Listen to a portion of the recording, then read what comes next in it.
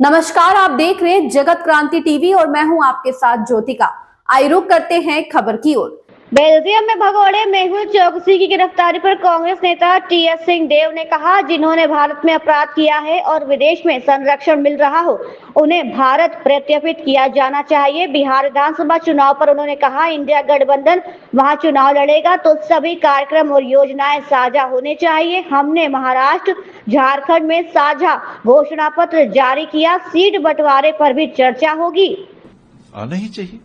जिन लोगों ने देश में कोई ऐसा जुर्म किया है और विदेश में उनको कोई ऐसा प्रोटेक्शन मिला हुआ है, या तो किसी ऐसे देश में है जहां एक्स्ट्राडिशन ट्रीटी ना हो, या वहां के कानून में उन लोगों को कहीं न कहीं कोई प्रोटेक्शन मिला हो, पर दो देशों के बीच में अगर वैसे संबंध हैं तो निसंदेह जिस देश में गुनाह हुआ है पहले, उस देश को, दूसरे देश को ऐसे व्यक्तियों को सौंपना ही चाहिए।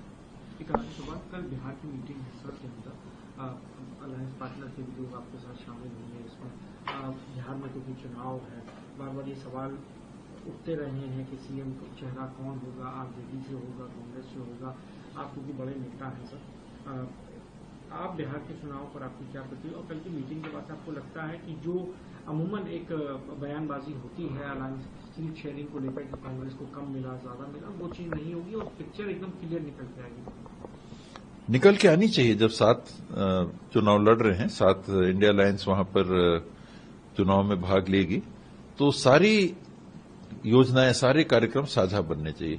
चाहे वो मैनिफेस्टो की बात हो, ये हम लोगों ने प्रयास भी किया और महाराष्ट्र में भी आपने देखा कि कॉमन मैनिफेस्टो निकला, झारखंड में भी आपने देखा कॉमन मैनिफेस्टो निकला, और एक प्लेटफॉर्म वहां भी तैयार थे। मैनिफेस्टो एक आधार या माध्यम भी बन जाता है कि इसमें जब साथ में बात कर रहे हैं तो आगे चीज भी साथ में होगी।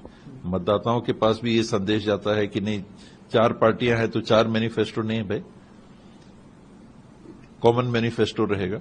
तो इसमें भी कॉमन निर्णय होंगे, सीट शेयरिंग के ऊपर भी बात होगी, और जो सबसे अच्छे जीतने के जिनके चांस हैं अलायंस पार्टनर के, किसी के भी उम्मीदवार के, उनको देखना चाहिए। मेरा इतना ये कम होना चाहिए। जीतेगा कौन ज्यादा, जिसकी उम्मीद है, एकदम निष्पक्ष तरीके से, जैसा एक पार्टी लड़ रही हो और समीक्षा करके बेस्ट पॉसिबल कैंडिडेट को आप टिकट देते हो, वही काम अलायंस को करना चाहिए। इस साथ बैठिए और वो एडजस्टमेंट्स रहते हैं कि कौन कितना लड़ेगा, लेकिन हर अलायंस पार्टनर को उनके कैंडिडेट के जीतने के सबसे ज्यादा उम्मीद वाली सीटें मिलें।